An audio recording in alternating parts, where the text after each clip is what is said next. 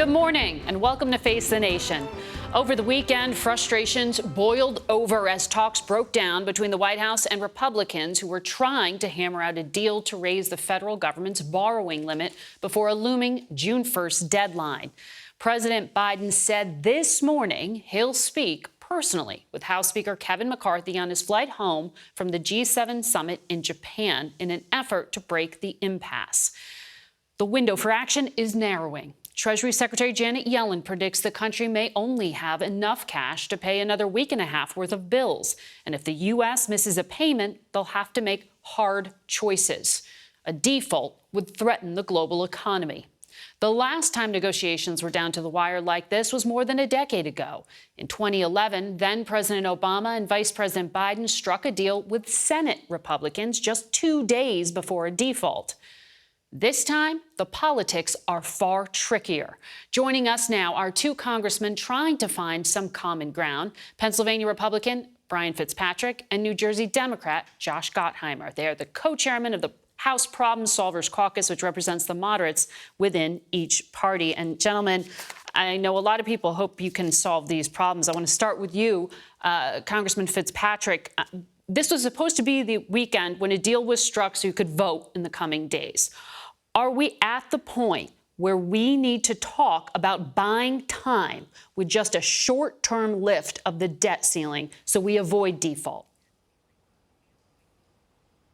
Hi, Margaret. Thanks for having us. The president and the speaker are going to speak shortly, probably within the next hour or two, when the president is returning from Japan. I think it's really important that they sit down in person. It's really hard when you have emissaries acting on your behalf with the president not here to actually fix this. So we weren't incredibly surprised that they hit an impasse.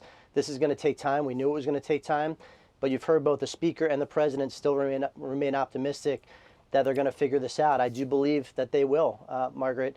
We passed a bill in the House. Obviously, It's not something that the Senate's been willing to take up, but the Senate should take up something because they need to indicate to us what they can rally 60 senators around to get across the finish line, because the only way we get across the finish line, the president cannot take unilateral action here. The House and the Senate both have to pass their individual bills. We have to go to conference and send that conference report to the president.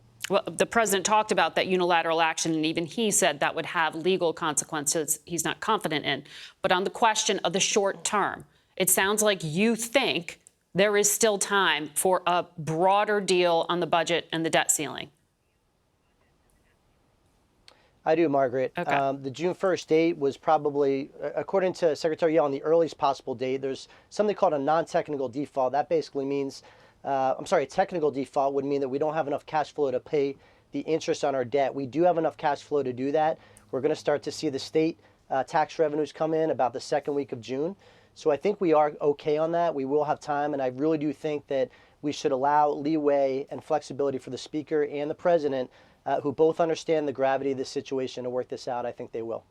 Sounds like you think there is more negotiating room here than what the Treasury Secretary says. Congressman Gottheimer, question for you. When you hear that, what do you believe here? Is June 1st not really a hard deadline, or do you actually think we need to have a short-term lift of the debt ceiling to avoid default?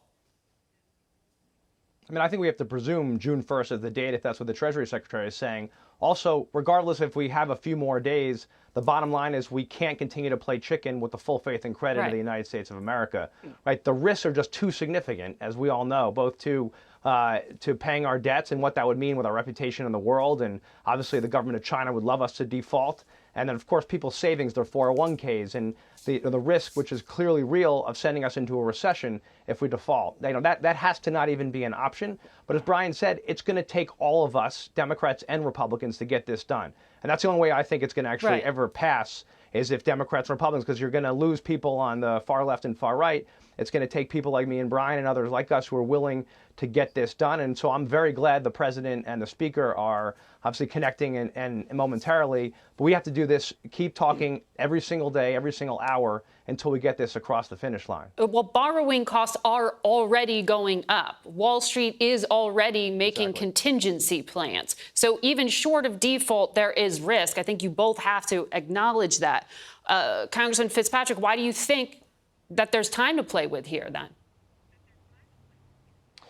Well, I want to say I do agree with Josh. We should assume the date is June the 1st, but I think the math tells us that there is a little bit of wiggle room. That being said, Margaret, to your point, it's not just the X date we got to worry about. If you go back to 2011, about 9 days before the X date was when our credit rating got downgraded, and that caused the markets to spiral. So exactly. It's not just the X date, it's the risk of the downgrade that we got to worry about, which is why it's incredibly time sensitive. There's no question about it.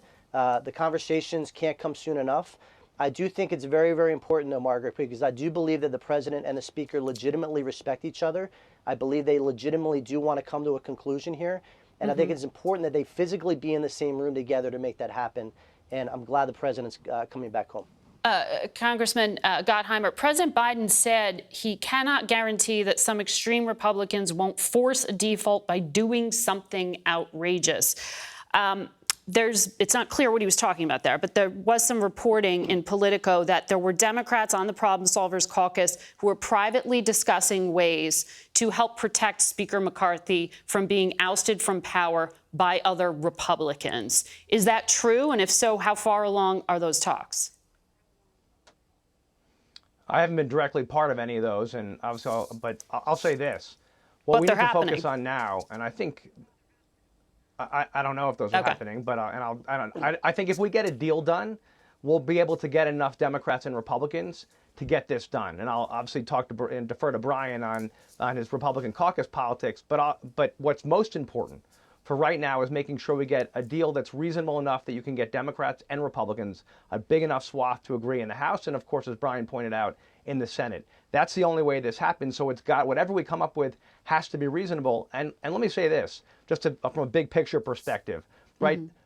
Whether or not we default or not should not be a partisan issue, right? It should not be a Democrat-Republican issue.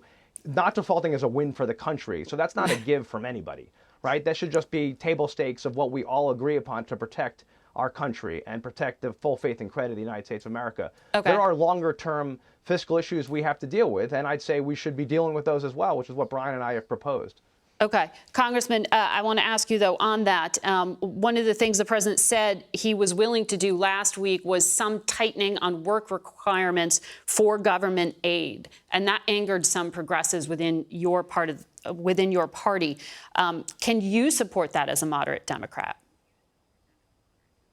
I think there are work requirements already. I think draconian work requirements and some of the stuff that's been proposed on Medicaid, like taking away health care of hard-pressed families, is not something that I believe could ever get enough Democratic votes to be able to get this across the finish line. And that's what we're talking about here, right? What can we put together enough Democrat and Republican votes, because it's going to take both in a divided government, to get this across the finish line. So I think whatever we come up with has to be practical and reasonable. And the give can't be from Republicans and Democrats, oh, we're going to let you not default on our debts and pay our bills, right? So that's kind of the challenge. I think there are reasonable things we can do, and those are the kind of conversations that we're all having.